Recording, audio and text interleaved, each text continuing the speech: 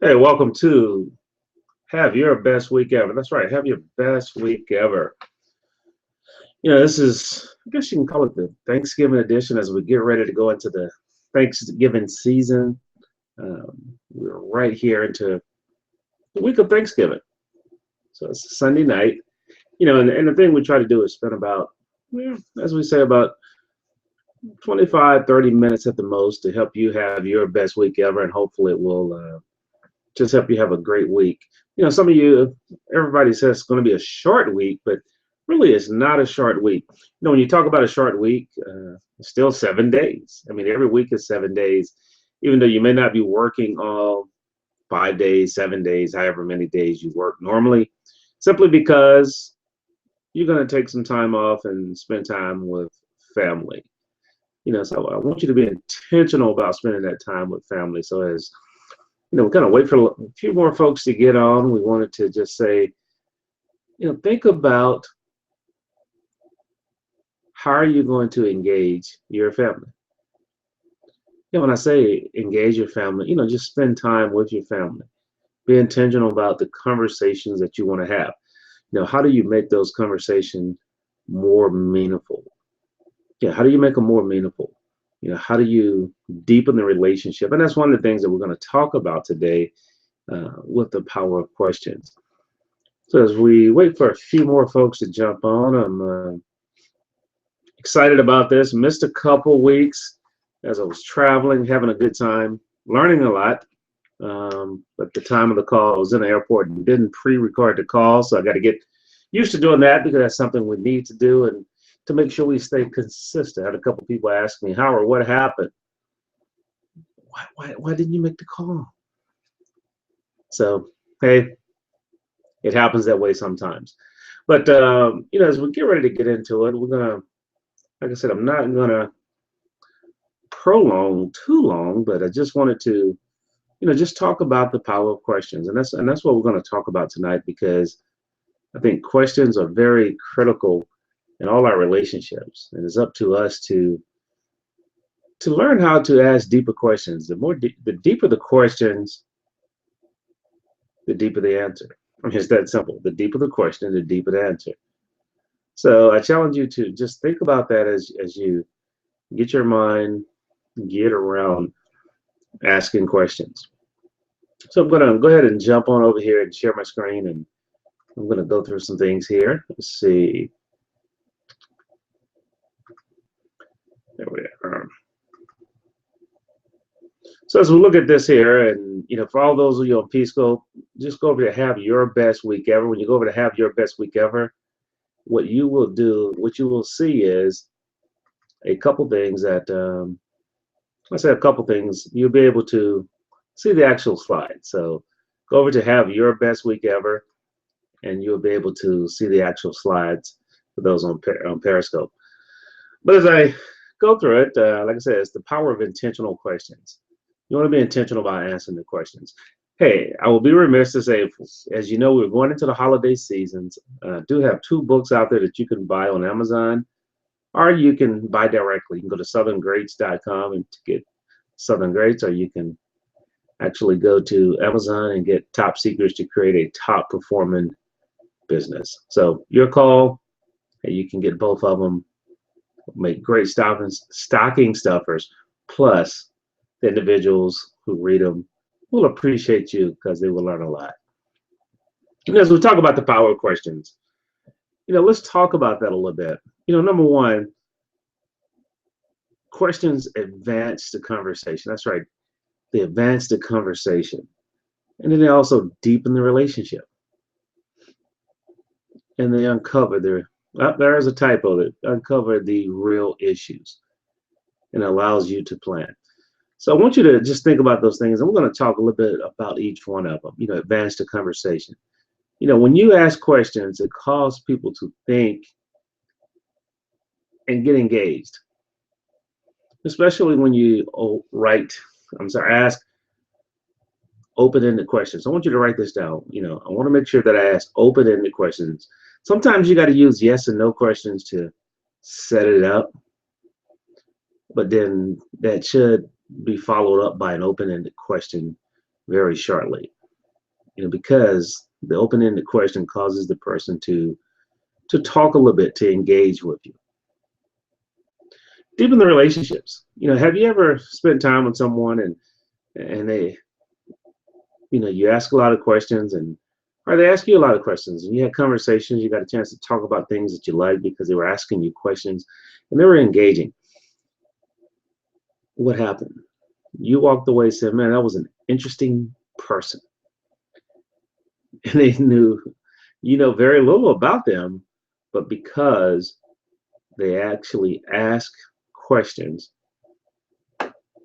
showed an interest in you, that caused you to really enjoy that conversation. The third thing is that it really uncovers the real issues. A lot of times I'll often say that the real question or the real issue is 2 or 3 questions deep. So, you got to peel that onion. You got to come back in and peel the onion. You got to pull the layers back. And questions allows you to pull the layers back. And that's what you want to do on a regular basis, is have conversational questions. And it takes practice. It does take practice. I was spending some time today in the office this afternoon going through some things with my assistant. And so she gave me a message from someone and looked at the message. It had very few things. She said, well, that's all the lady shared with me. I said, we have to get in the mode, or make it a practice to ask questions. The who, what, when, where, and why. But it allows us to uncover all the details, and that leads to the fourth one. It allows you to plan.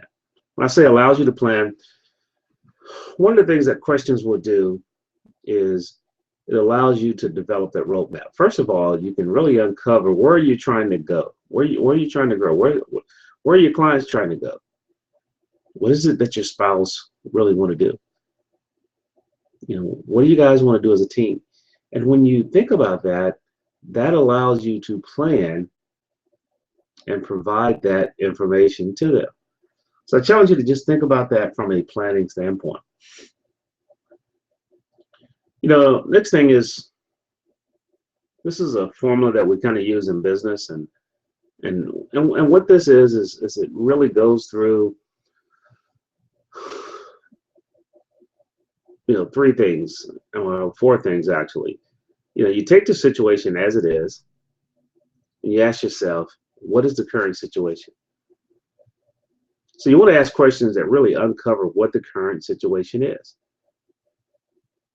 And then, as we said earlier, ask should-be questions. Should-be questions are going to help identify what is it that the other person you're talking to wants. What is it that they want? And then the third thing is, what barriers in their way? Why isn't that happening now? Why isn't that happening now? And then what would be the payout if they achieve those things? What happens if they achieve those things? And I think that's where you want to look at, because what happens is that you're able to really uncover and really work with the person and help them when you uncover those things. So, I want to challenge you to think about those things that we talked about there. I'm sorry, I'm just having to look around something to actually see what I was doing. But no, seriously, as you think about the questions, and as we were just talking about uncovering that, you want to ask the question is, what is the current situation? What things are there now? Ask that question. As I'm trying to pull out some things just to go through some questions, I had a couple other little things I want to go through with you. But when you talk about as is, so when you look at as is, what is the current situation? So think about the questions that ask, what are you currently doing? How are you currently enjoying this? I mean, you could literally create hundreds of questions that are as is questions. And what should be, what is it that you desire? What is utopia for you? What is that ideal state? Hey, what is your big dream? What are your major goals? And that talks about as is. And then the barrier. What is in my way? What is in your way? You know, why you can't achieve that? And then if we're able to help you do this, what would that mean? If you could achieve that one major goal or that major dream, what would that mean to you? What would that mean for you? So that's just one of the things that, I think that really are powerful with questions. One of the, this was almost a year ago now. I had a chance to sit into a meeting with John Maxwell and he shared some questions. And I'm going to post these in the Have Your Best Week Ever Facebook group so you can just go over there and actually download the questions.